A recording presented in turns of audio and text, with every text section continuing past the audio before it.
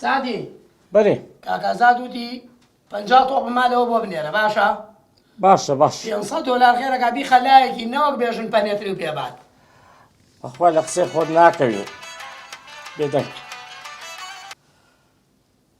بەڵێ لیمۆ خان سعدی گیان چۆنی؟ سەلامەت بی زۆر سوپاست دەکەم. چی ئەەکەی؟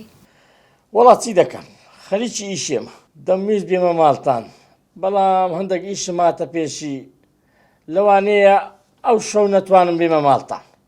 نانا سعدی ئەوەیان گرنگ نییە قەی ناکە بەس شتێکی زۆر گرنگەیەمە پێ بڵێم. لەوە گرنگتر دەبیت چ بیتن؟ سعدی وەڵاهی ئەمە پێ بڵم بەڵام ناوێرم مەترسم تووڕەبی. جانە ئەتوو پەس ئەمرکە ئەمە تەنفیزی دەکەم لە خزمەتت داما. یعنی هەر شتێک بێت؟ ئەتوو دەبەست ئەمرکە سەلامەت بێ حەیرانی بم دڵەکەم ڕۆحەکەم جانەکەم. بێژەنی کاکەم باسی مەکە بە خۆت پاڵت بم ئەوڕۆ زۆر ماندیمە باسی ئەوەم لەکردن بکەی بۆ خودای جڵتە لێم بدا.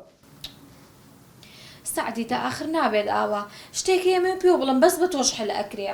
سعدی گیان بێژەن چۆتە کافتریا و ڕفیقێکی بردو داوەتی بکە اینجا چۆتە کافتریا و حسابەکەیان بۆ هاتووە پارەکەی تەواوی ناکات. زۆر سەیرە ئەتوو مادەم پارەت پێ نییە لۆ دەچە کافتریا و بافتریان ها.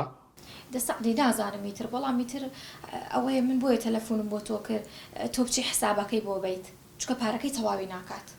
دەستی تو مشکایە ئەگەر نا ئەو بزنە قوتەئی هەندێنی ئەم بچم پارەی لۆ بدەم بزمە کافتریاش. ئێستا بە بێژن ئەڵێم لۆکەیشنەکە بۆ بنێرێ باشە؟ باش باشە کاکە لوکەیشنەکەم لۆ بنێرە بزانم بزنە قوتە لە شوێن دەرەیە. باشە گیانەکەم خوا حافظ. دەی خواحافیز. کێپە نیاوە؟ دیسان پەندی داوە چیتە کافتریای چۆ داوای شتی کردی و کەیف بخواتێ برادری داوت کردیە لە پاشان پارەی تەواویشی پێی نەبووە.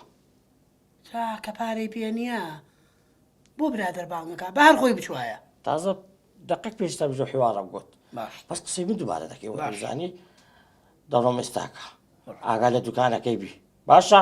هەلاگەم لە دوکان بۆ فەرموش باشەتی گوتت کامە قماشە ئەوە باش 50 تۆپ باشە کاچێ باشە تێگەیشتم لە مەخزن ئامادەیکە دێڵە خواحافیز. خواحافیزێ بێ.